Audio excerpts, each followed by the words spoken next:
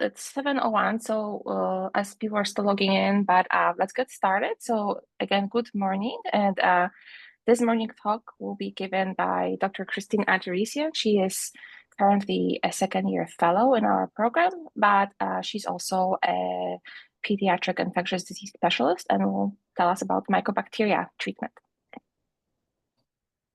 So hi, everyone. Good morning. Thanks for being here today. I know the title of the talk was Why is TB so hard to treat?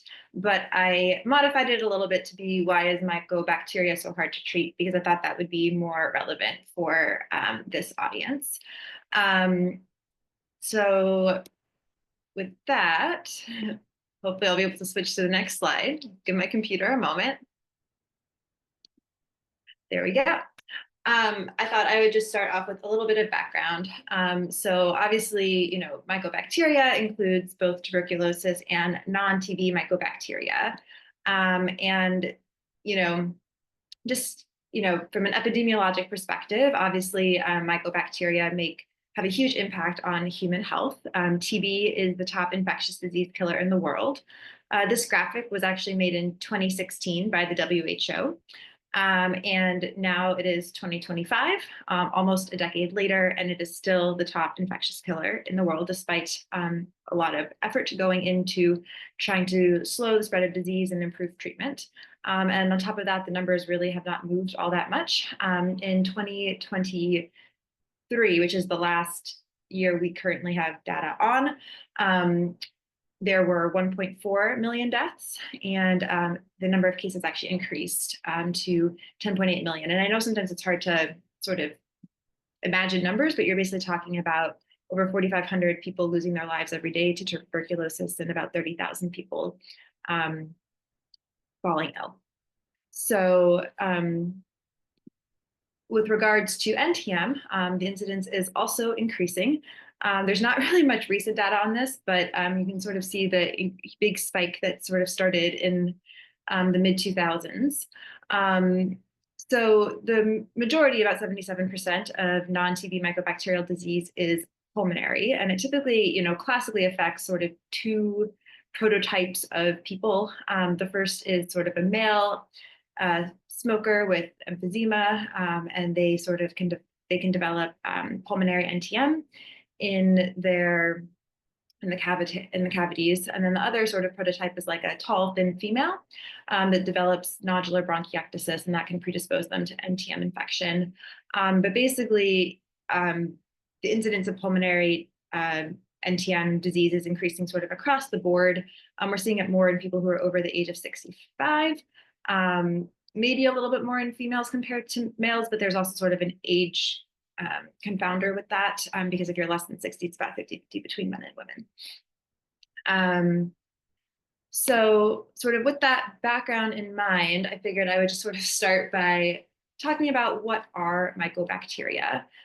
So the genus Mycobacterium includes more than 190 different recognized species. They all have kind of a variety of physiologic features, phylogenetic differences, differing growth rates. But they are all gram-positive, they're acid-fast and alcohol-fast, and those are really the characteristics that are used to distinguish them from other bacteria in a lab setting. Most of them are environmental mycobacteria. They're typically found in the soil, for example, like M. fortuitum, M. mac, or M. flavescens are all soil pathogens. They're also found in water, like M. marinum, and they can also be aerosolized as well. And humans really come in contact with them all the time via our skin and our mucosal surfaces. Basically, the distinguishing characteristic of all these mycobacteria is a very, waxy cell wall. So there we go. There's basically, you can sort of see like this is the cell membrane here. This is the capsule here. And kind of in the interim, you have this peptidoglycan cell wall layer. Then you have this arabinogalactan cell wall layer. Then here you have all of your mycolic acids. And that's really what forms that waxy layer that can really hide all of the pamps of the mycobacteria from the host immune system. And then, as I said, out here you have the capsule. So, just to really, hold on, it'll turn over. I think eventually. There we go. Um, so really just to kind of get to the crux of, the question that was proposed in the title of this talk of, why are mycobacteria so hard to kill? A huge part of it really is the waxy cell wall, which makes the bacteria resistant to many antibiotics and disinfectants. Um, and on top of that, there's a lot of kind of very unique features of mycobacteria. They can basically enter this dormant-like state, classically thought of as latent tuberculosis in the setting of TB, but other mycobacteria can do it as well, where they basically become metabolically inactive, and that makes them far less susceptible to antibiotics because they're not trying to actively grow or actively divide. They all have, oftentimes multiple mechanisms of drug resistance. They can mutate drug targets. They have efflux pumps. They can actually alter the permeability of their cellular membranes, so that can affect how much drug can actually enter into the mycobacteria and attack some of the proteins within the cell, within the bacterial cell. And they also basically have enzymatic drug inactivation. So you can kind of think like they secrete like a version of a beta lactamase that can inactivate different drugs. And obviously, the mechanisms that they employ are very drug to drug, and they oftentimes can have multiple mechanisms against a singular drug. On top of that, mycobacteria have been around forever. There are so many different layers of host pathogen interaction. Mycobacteria are very proactive about trying to evade the immune system. And the last piece is they can form biofilms, and this basically allows them to create this protective matrix that makes them more resistant to both antibiotics as well as just the body's own natural host defense mechanisms. Oh, goodness.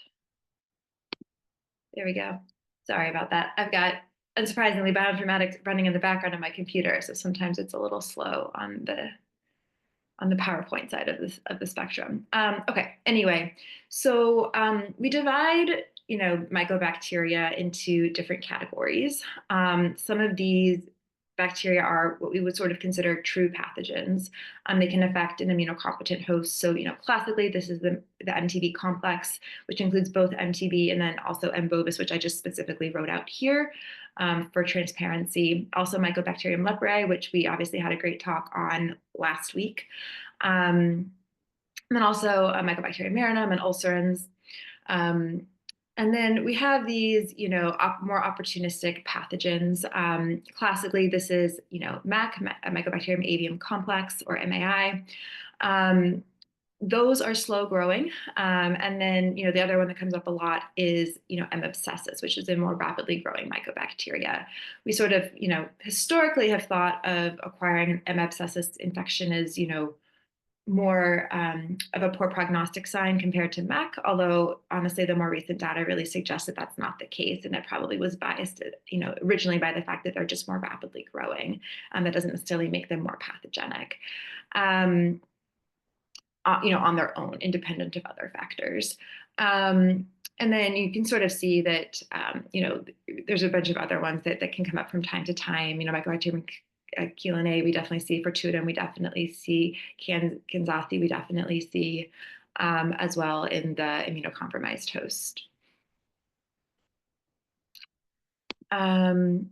So, human vulnerability to invasive disease, disseminated disease, or recurrent infection is really controlled by a combination of different factors. Some of these factors are microbial that we sort of went over before. There's also a role for, host genetics, as well as host, non-genetic factors that can include nutrition, age, the epigenetic modifications you've gotten in the past, if you've seen mycobacteria before, for example, or if you've gotten the BCG vaccine, which can sort of change your epigenetics. And then also environmental factors, which I think are, particularly relevant in the case of a lot of these bugs. So for TB, there's, obvious things like just public health measures, how many people live in your household, things along those lines. But even for the NTM, water quality is a big deal. We, even in America, pretty much bathe ourselves in NTMs every day when we take a shower. And For some people that contains more NTMs than others, people can run humidifiers and NTMs can kind of, be part of those machines. That's a big deal in a lot of the ORs. Soil exposure also matters, and just also kind of the general temperature and humidity of the environment that you live in. And then socioeconomics would be the other big environmental factor that I think is worth calling out. So with the next couple of slides, my goal was really just to go over, how is mycobacterial clearance supposed to work?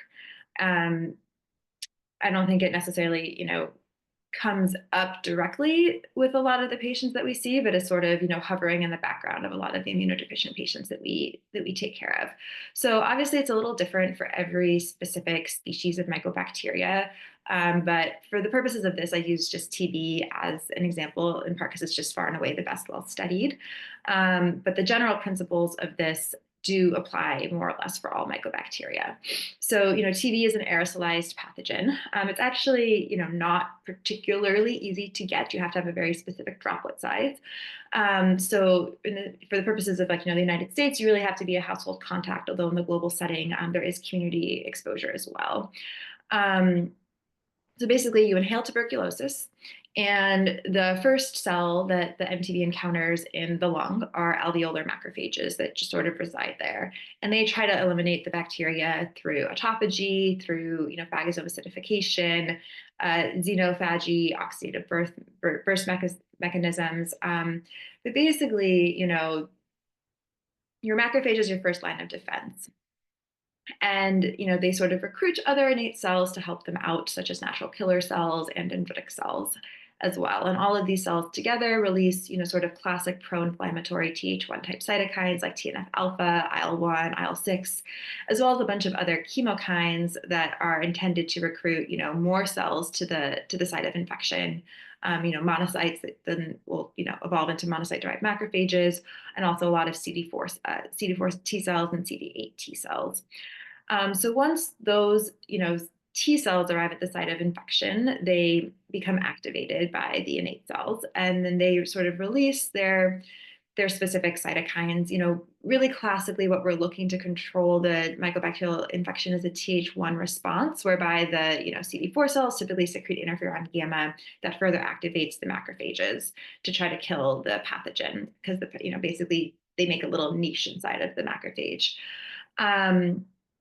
So if a successful control would look like the formation of a granuloma, but there's times where this immune response fails. And if that does fail, then basically the pathogen can start to invade into the parenchyma, and then it can also be transported to the lymph nodes via the infected macrophages, where in the lymph node, you sort of get more of a education of the adaptive arm of the immune system in the hopes that that will sort of tip the balance back in favor of the host, and help, once those T cells are activated, they can, go to the site of infection, try to, further boost the formation of the granuloma. But basically, if, there's sort of different outcomes from this site that I'm just going to go over on the next slide. So, there are some people that we do think are able to actually control the mycobacterial infection just using their innate immune response alone. They never actually, the macrophage sees the mycobacteria and is just actually able to kill it right off the bat. Then there's some patients who, are also able to clear the mycobacterial infection, but require the adaptive arm of the immune system to help. So what's interesting about these people is that this person here who cleared via the innate immune response is not going to have a positive IGRA because they never activated their Th1 cytokines that release interferon gamma. And the way that we test for TB exposure is basically through an IGRA test. These people here are going to have a positive IGRA test, even though they've fully cleared the infection, because we can't actually differentiate somebody who's cleared an infection via adaptive immunity versus somebody who has controlled infection, like latent TB, that is sort of being continuously suppressed by ongoing T cell activity. And then unfortunately, there are some people who really are not able to control the infection despite activation of the adaptive and innate arms of their immune system. These people have subclinical disease, oftentimes at the beginning, meaning that their sputums are going to be negative, they're not going to be coughing, but the bacteria is just slowly growing in their lungs. And then, they can progress to active TB disease, or, there are some people, especially, young children, they just go straight to active TB disease right from the beginning. They don't have enough of a functional adaptive immune response to really slow the process down. And, they get sort of, miliary TB is sort of the classic example, or disseminated TB, CNS disease, things along those lines. Um, so, I think it's, one of the very fascinating things about this is just sort of the variety of different disease phenotypes that you can have upon exposure to mycobacteria. And this is, in part because we think that humans and mycobacteria have basically co-evolved for over 70,000 years. And there's just so many layers of different immune interactions. The talk last week that focused on leprosy sort of saw some of that same theme come through, where for reasons that we can't quite describe, that are related to how the immune system is activated upon infection, you can either get the tuberculoid form of leprosy or the lepromatous form of leprosy. So, I think when we think about these like multiple layers of host defense against a pathogen, some of them are redundant, but at the same time, we know from the study of inborn errors of immunity that there are specific mechanisms that are in fact not redundant. And if they are defective, that can result in disease. So, this slide really highlights a lot of these non-redundant mechanisms. Unsurprisingly, most of these were discovered from the study of patients with severe disseminated mycobacterial disease, classically Mendelian susceptibility to mycobacterial disease, or MSMD. Basically, to sort of dive a little bit more deeply into these, classically macrophage T cell interactions. Basically, when the macrophage, basically, at the start of an infection, the sort of what we call PAMPs on the pathogen are recognized by pattern recognition receptors on the macrophage, and that can help facilitate uptake of the bacteria into the cell. And this will basically result, in the production of, as I sort of said before, classically these pro-inflammatory cytokines like IL-1 and IL-6, but the non-redundant part is really the production of IL-12 and IL-23, which then bind to their receptors on the effector T cells, and this leads to the activation of TYK2 and JAK2 signaling, and then STAT3, STAT4 phosphorylation and dimerization. And this all basically induces the transcription of ROR gamma. And then from here, you sort of get the production of interferon gamma and IL-17, which the T cell then secretes. And as I've sort of harped on, this interferon gamma then sort of goes back, touches the macrophage, and activates it further. Here on this side of the spectrum, you can see, activation of these interferon gamma receptors, activation of STAT1, STAT2, STAT1 phosphorylation, and then activation of IRF8 transcription factor, which will boost macrophage function. The other part of this is that there does also have to be, a co-stimulatory signal. So this comes through CD40 ligand interaction. So defects here can also result in increased susceptibility to mycobacterial disease. When CD40 receptors activated, you sort of get activation through NEMO and the NF-kappa B pathway, which is why you can see that defects in that pathway are also associated with increased susceptibility to mycobacterial disease. And then within the phagocyte, GP91 or CYBB X-linked CGD is also, at least in the setting of certain mycobacteria, is required for the production of the NADPH oxidase complex, which at times can be critical to killing the mycobacteria. So just to sort of, I guess, maybe emphasize a point I've emphasized before, interferon gamma produced by the CD4 T cell is quite critical. And that's in part because um, this basically is involved in modulating chemokine production. The macrophages that are activated by interferon gamma have greater inflammasome activation. They have greater interferon gamma receptor expression. And interferon gamma can also mediate the production of reactive oxygen and nitrogen intermediates. It can block antigen presentation by downregulating HHC molecules. So it really has this very pan effect on the ability of the host to control mycobacteria. So, when most of what was, as I sort of said, discovered through the pathways that I just talked about on the prior slide were through the study of inborn errors of immunity. But really more broadly, I think it's important to remember that only a subset of patients with inborn errors of immunity will develop mycobacterial disease. Essentially, the next couple of slides are going to go over, what we know about specific inborn errors of immunity that are associated with increased mycobacterial susceptibility. Unsurprisingly, it focuses a lot on the T cell and interferon gamma, but also the myeloid cells as well. And just to put a little bit of context on this, we have much more data on inborn errors of immunity and weakly virulent mycobacteria. In part, this is because in the global setting, babies are vaccinated at birth to the BCG vaccine, which protects against TB in the first couple of years of life. And then also there's very broad exposure to environmental mycobacteria. TB is not endemic in countries where inborn errors of immunity are most frequently diagnosed, so that sort of gives you less opportunity to study that.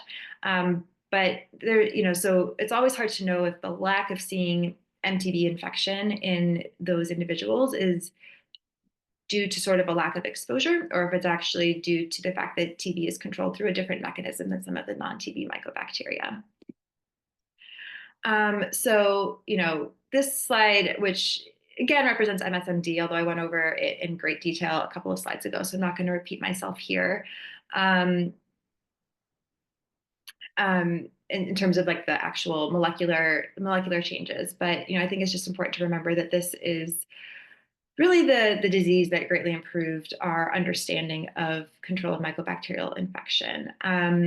Most of these patients develop disease with weakly variant mycobacteria, such as the BCG vaccine or environmental bacteria, although more virulent species of MTB have also been implicated in patients with MSMD.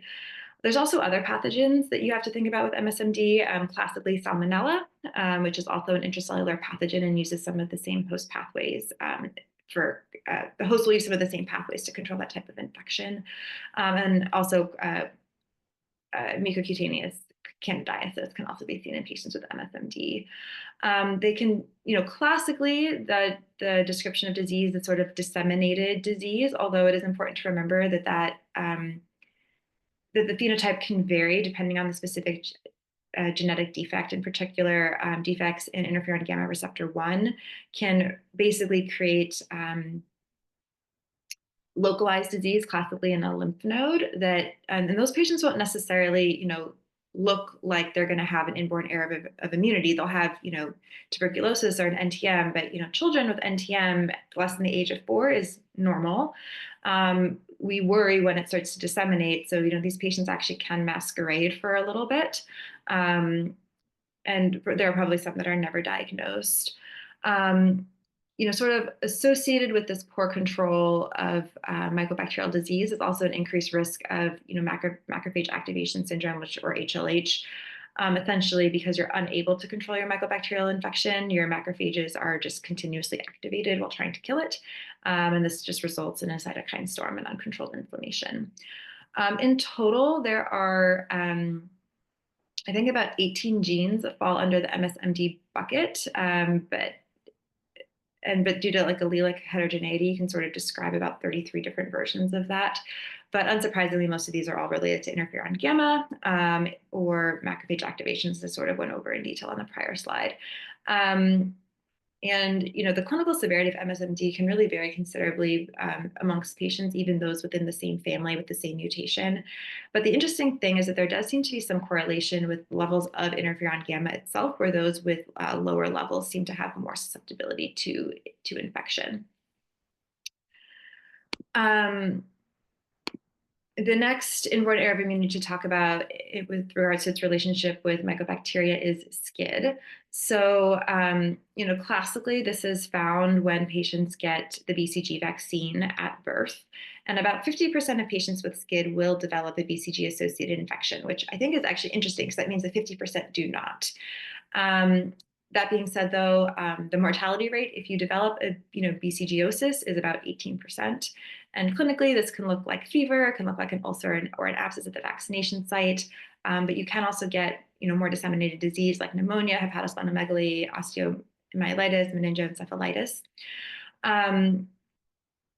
If you are actually, so the decision to vaccinate at birth has been a more recent one, last 5 to 10 years. Before that, children were actually vaccinated when they were a little bit older. And one of the interesting things is that if you are vaccinated when you're over 1 month of age, your risk of developing a BCG infection if you have SCID actually goes down quite significantly. And what's even more impressive is that the mortality rate drops to less than 5%.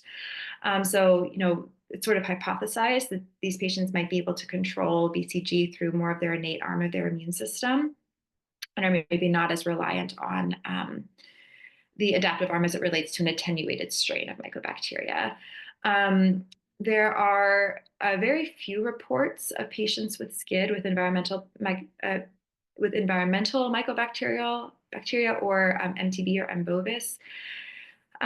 This is thought to do predominantly with the lack of exposure. We do know that patients that are athymic who, sort of have to live in a bubble for longer than the classic SCID patient do show increased risks of NTM disease. So in fact, those patients actually typically get placed on azithromycin prophylaxis in contrast to the classic SCID patient, where it's more of a bone marrow mediated disease. And those, because they are typically younger when they get transplanted, really don't seem to have as much of an increased risk and are not classically placed on azithromycin. And then sort of similar to the MSMD story, where the amount of interferon gamma correlated with the risk of infection, with SCID, it's the T cell count. So the lower the T cell count, that does seem to be associated with increased severity of disease, although not necessarily increased incidence of disease. So this slide shows basically I shouldn't say all, the ones that I could find of the combined immunodeficiencies that are also associated with increased risk of mycobacteria. So, just to remind everyone, combined immunodeficiency, there's defects in both the adaptive and the innate arm of the immune system, but it's not as severe as with SCID. And basically, there's some common themes when you look at these defects. So, mycobacterial disease due to BCG or NTM seems to occur in a higher frequency in patients who have decreased T cell counts or function. So examples of this would be, POL2, autosomal recessive FCH01. So I would say that's kind of the first point. The second point would be that mycobacterial disease in patients who have defects in NF-kappa B signaling. So that would be like your CD40 ligand, your NEMO, IKK beta alpha, NIC-REL, et cetera. Those patients seem to have mycobacterial disease to both the NTMs and MTB. So that pathway seems to be a little bit more critical for MTB control compared to necessarily just your T cell count. I would say of these combined immunodeficiencies, CARD11 and CREL are unique in that the defect extends, there's much more evidence that this defect truly extends to MTB. And this is, thought to be more related to like the IL-12, IL-23 axis, which leads to an impairment of interferon gamma secretion by the T cell. And then, sort of the last point to harp on, which I've harped on a lot, is that mycobacterial disease occurs at a higher frequency in patients with impaired interferon gamma responses. So a classic example of this would be STAT3 loss of function, which, if you recall, is sort of like downstream of the interferon gamma receptor. Okay. And then This actually surprised me when I looked into it, just the number of diseases of immune dysregulation that are associated with an increased risk of mycobacteria. Um, I would say a lot of this data is not as robust as the data with SCID or the data with the combined immune deficiencies, or obviously the data with MSMD. So take this, I think, with this whole slide with a bit of a grain of salt. But basically, the theme here is that these disorders are associated with an impairment in T cell counts or function related to interferon gamma production. Of them, there's really only one that has ever been associated with BCG, with adverse effects of the BCG vaccine, and that's the STAT1 gain of function. But really, all of the others have much more of an association with tuberculosis than classically the combined immunodeficiencies or MSMD itself, which I thought was quite interesting. I would say there's probably two worth talking about in a little bit more detail. The first is STAT1 gain of function. So it's a little bit interesting here is that these patients basically have enhanced STAT1 dependent responses to interferon gamma. And yet at the same time, about 5 to 10% of them will suffer from some form of mycobacterial disease. So it's clearly not quite as simple that if you amount of interferon gamma signaling is directly correlated with risk of infection, because these patients are going to have very robust signaling downstream, but clearly there's some amount of dysregulation that is increasing their susceptibility despite the interferon gamma axis basically being intact, or if anything, overactive. And I would say it's a little bit of the same theme with STAT3 gain of function mutations. These patients have multi-organ autoimmunity, lymphoproliferation, classically short stature. But there's actually, quite a large number of them that have had mycobacterial infections, classically, NTMs and MTB. But it's a little strange because, STAT3 gain of function would be thought to enhance interferon gamma production. So, I think there's more work that we need to do to really understand the balance of interferon gamma that leads to the proper control of infection and cooperation between multiple arms of the immune system to eradicate the pathogen. So CGD. The classic, we all know CGD, deferred neutrophil oxidative burst due to, defects in the NADPH oxidase complex in phagocytic cells, which includes neutrophils, but also macrophages, which is why it matters more for mycobacteria. So, we all know that patients diagnosed with CGD are highly susceptible to multiple life-threatening infections. These are classically the catalase-positive organisms like Staph aureus, Burkholderia, Serratia, Aspergillus, Nocardia.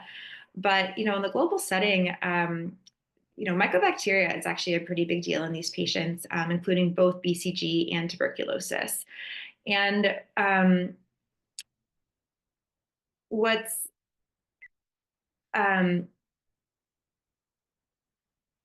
I guess interesting to me is that most of these cases are in patients with X-linked CGD, and these patients, really have the most minimal amount of oxidative burst compared to patients with autosomal recessive CGD. So it does seem, and those are really the patients that get tuberculosis. So it really does seem like you need a whiff, not necessarily a ton, but you need a whiff of oxidative burst in order to be able to control the TB infection.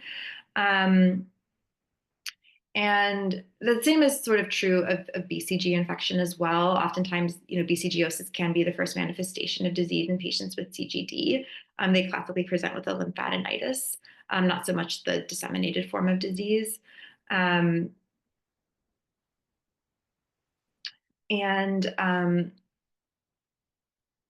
see, I think that actually, yeah, I think that's most of what I wanted to say. That most of the time it's a lymph node, although obviously it can rarely be pulmonary disease as well, which these graphs show. So I did not go over them in great detail. But you can sort of see that, lung and lymph node are the big themes here. And then there's just two more diseases that I want to go over real quick before we shift gears for the rest of the talk and go through some patient cases that I thought had some good learning points. So the first is GATA2.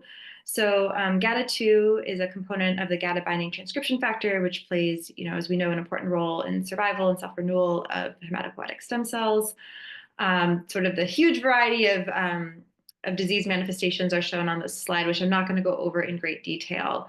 But I would say, this disease was originally described as monomac. So basically, patients have a monocytopenia that is not typically present at birth, that develops over time, and then they can develop mycobacterial infection, classically with Mycobacterium avium complex.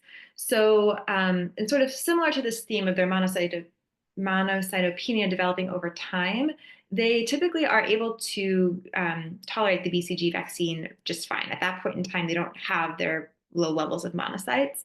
But as time goes on and they really start to enter their mid-20s, that's when you start to see the drop in counts classically. And that's when their susceptibility to NTM infection starts to increase, as well as, but on top of that, they also are susceptible to a host of other infections as well, including viral infections and fungal infections. And, infection is not necessarily going to be their presenting symptom either. They can present to hemonc, they can present to rheum, et cetera, et cetera.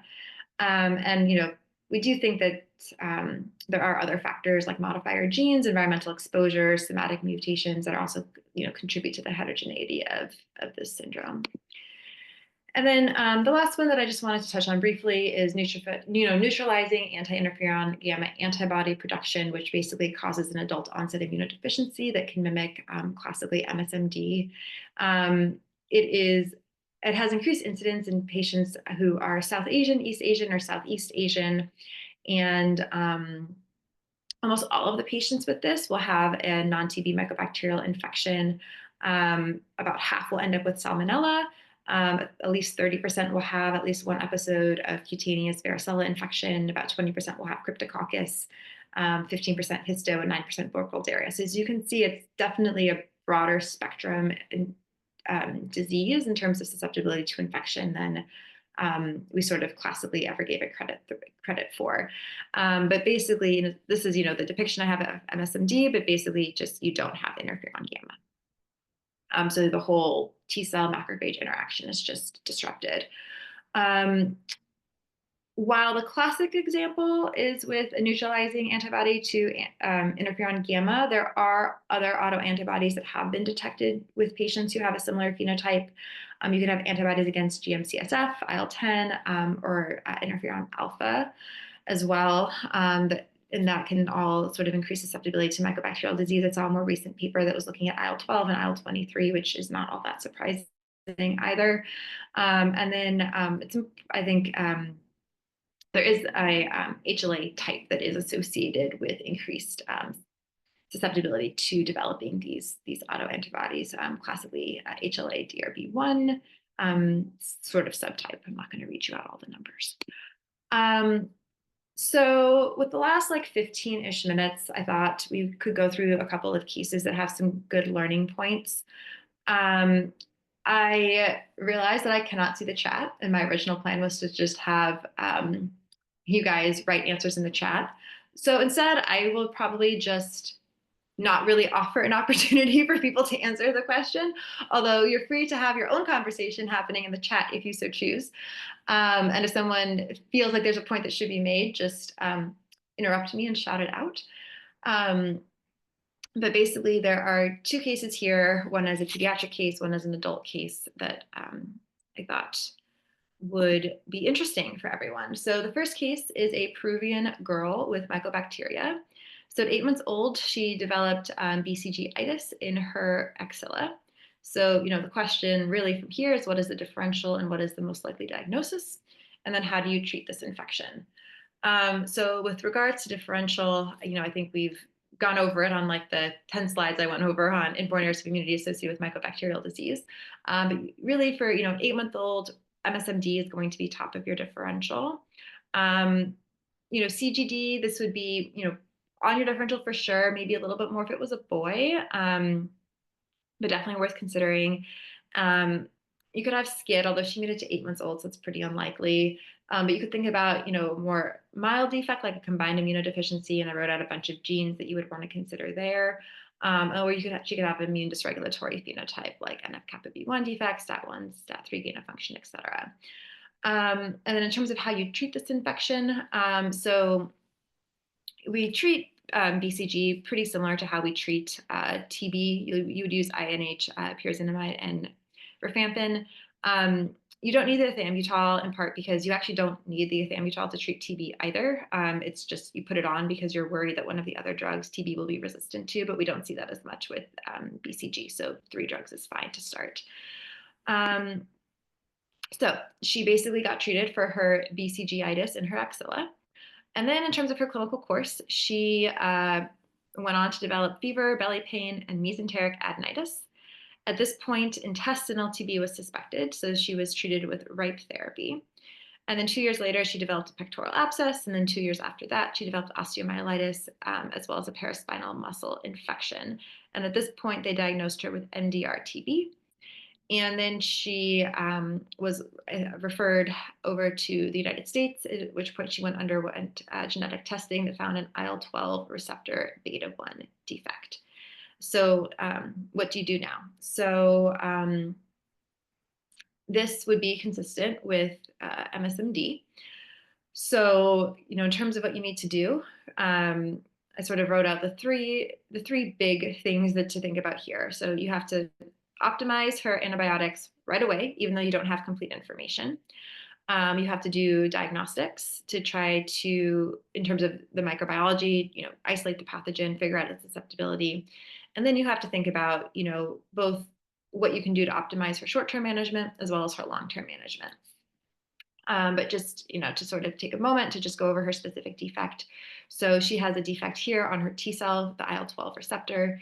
So basically when the macrophage secretes IL-12, the T cell is not able to respond. So Aurora gamma is not going to be activated, which means you're not going to get secretion of interferon gamma and further activation of the macrophage to try to kill the mycobacteria. But it's important to think about the fact that, this side of the pathway is defective. And while she won't make gamma, she could, in theory, respond to gamma. So what do you do now? So, you're going to optimize her antimicrobial management at this point because you don't know any better for MDR-TB. This case is, over 5 years old. So this is a more historic regimen, but nowadays you would be using something more like B-Pol or B-Palm, which is an all-oral shorter regimen. If you thought she would be able to absorb oral drugs.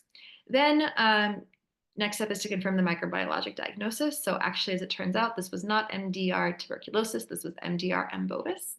So this is actually probably from her original BCG vaccine, and she has not been able to kill it, and it has lived with her for, at this point, 4 years and has slowly acquired drug resistance, just given the slew of antimicrobials that she had seen over this period of time. So at this point, you have to treat her based on sensitivity data. There's no other way. And then, as I sort of hinted at before, she will respond to interferon gamma. So you can actually give her gamma, which will correct the defect, although you have to be careful, obviously, about not inducing a hyperinflammatory response as well. And then what about definitive therapy? So this graph basically shows survival of patients with MSMD.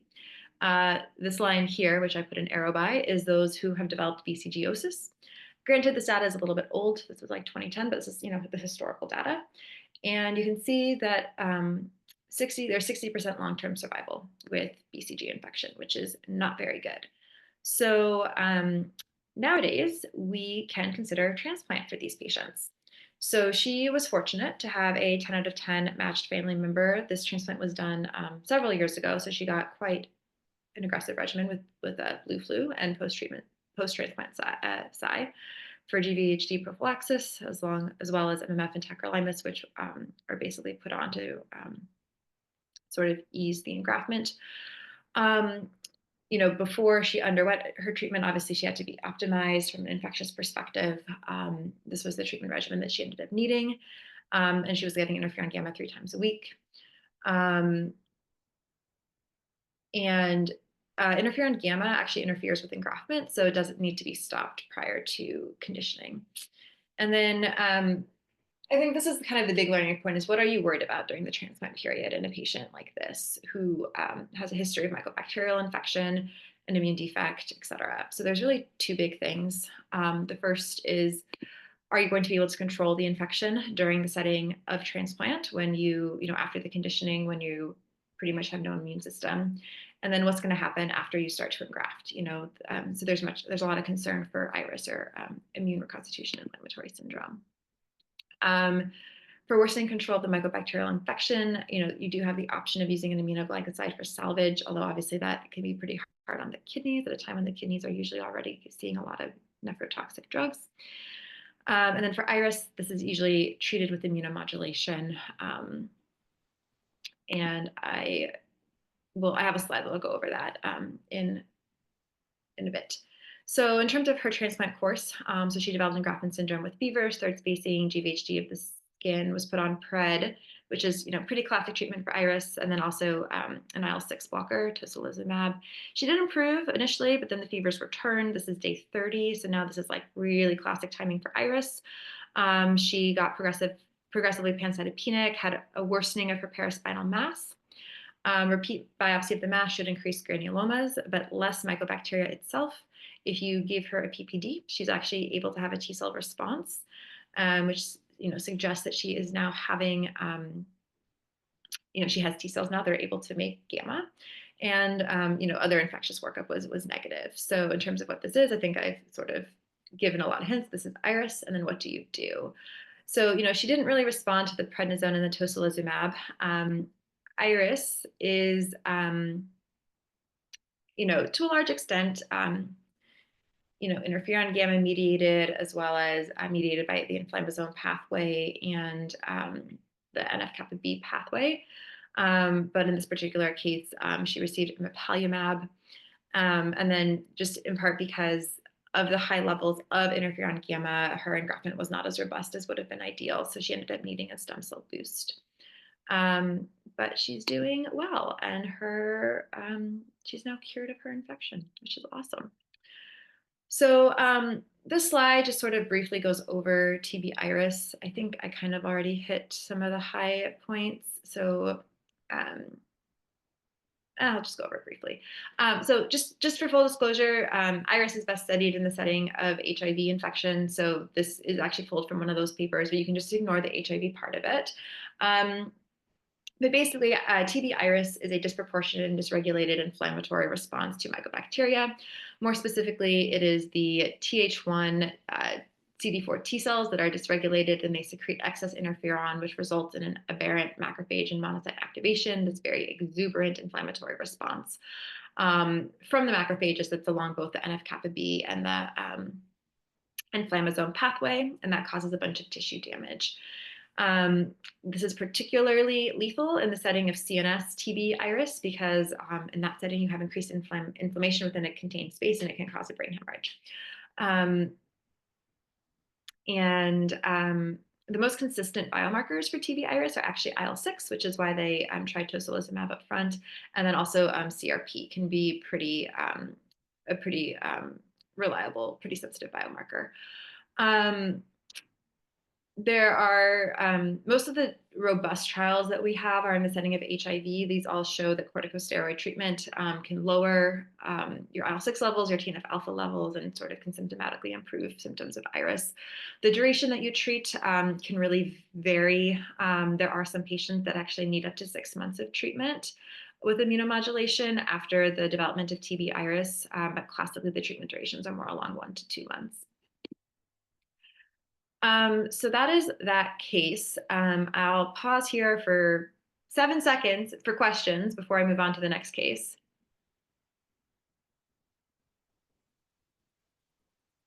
All right, great. 7 seconds are up.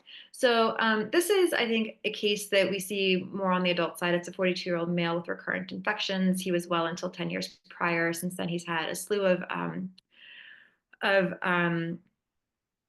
pulmonary infections. He has a chronic cough. His immunology workup is notable for low immunoglobulins, including IgG, IgM, and IgA.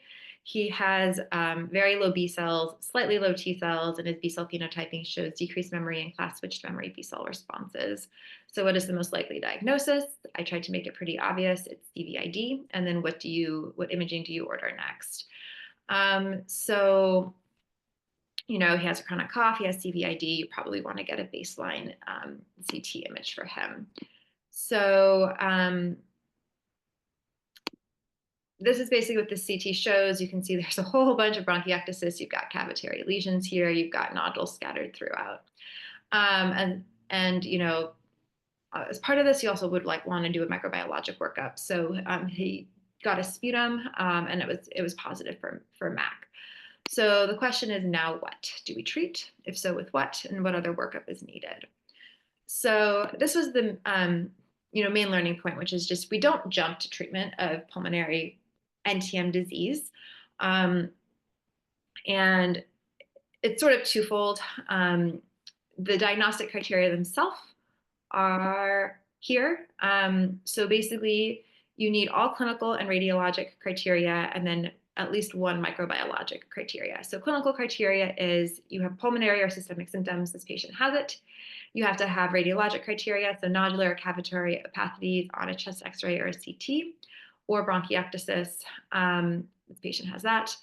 Appropriate exclusion of other diagnoses, we've not done that yet. And then microbiologic consideration, so you need to have a positive culture from 2 sputum samples that are separated in time, or 1 BAL, or 1 lung biopsy. So oftentimes the easiest way to sort of navigate this would just be to do a BAL. This can exclude other diagnoses as well as give you the microbiologic confirmation. But even if you achieve, diagnostic criteria for pulmonary NTM, that is still not a reason that you have to treat. So the reason for this is that treatment is prolonged. The drugs are really hard to tolerate. And then long-term response rates are, I would say, modest at best. Another way of phrasing it is pretty bad. But there are indications, though, for treatment. So cavitary disease, because the thought that pathogen is more rapidly growing, more destructive, you want to try to preserve pulmonary function. If you have smear positive sputum, this would imply that there's a higher microbiologic burden and more of a risk of progression. And then obviously just based on clinical status. A lot of patients just undergo watchful waiting. They get interval sputums and imaging, either CT or chest x-ray, although there is no evidence base for what your interval should be. A lot of people will do somewhere in the range of 6 to 12 months. And then it is important always to note the risk factors for progression. So that includes having a low BMI, being male, being older, having more lung involvement, having an elevated ESR or CRP, and then just other generic comorbidities as well, diabetes, et cetera. So if you do, in fact, choose to treat, the regimen selection is really based on susceptibility to macrolides, and resistance is already high and further increasing in terms of macrolides. So if you are lucky enough to get a patient who is macrolide susceptible, the classic regimen is going to be azithromycin, rifampin, and ethambutol. You can dose it daily or 3 times a week. There's not a ton of evidence that daily is better. And the drugs are hard to tolerate, especially over time. So a lot of people will start with a more infrequent dosing regimen. If you can't tolerate it, other options include clofazimine and moxifloxacin, and there's also emerging data now on inhaled amikacin. In the setting of more severe disease, there is the option to sort of do a round of induction with a parenteral aminoglycoside, but obviously that's a big commitment from the patient. And then for macrolide resistant NTM, you would basically sub out the azithromycin for clofazimine, and you would still keep the rifampin and ethambutol. But this would actually be an indication to consider surgical resection. And you do have other options. Bedaquiline is under investigation. It's like a new FDA-approved drug for tuberculosis. And then you can use a fluoroquinolone, but usually if you have azithromycin resistance, you'll have fluoroquinolone resistance as well. In terms of treatment management, so as I sort of hinted at, the duration is quite long. The goal is 12 months after sputum culture conversion, which oftentimes means 15 to 18 months total. You're considered to have refractory disease if you don't convert your sputum to negative after 6 months. And there are a couple of interventions you can do at that time, and, going up to daily dosing, adding an aminoglycoside, making sure you've optimized airway clearance and, removed any sort of immunosuppression. Um, you have to monitor for all of these drugs in terms of toxicity about every 2 months. Typically, it's just a bunch of blood tests, but also color acuity if you're going to be on ethambutol, and an audiogram if you're going to be on aminoglycoside. Interval imaging is about 6 months. You don't see changes super, super quickly.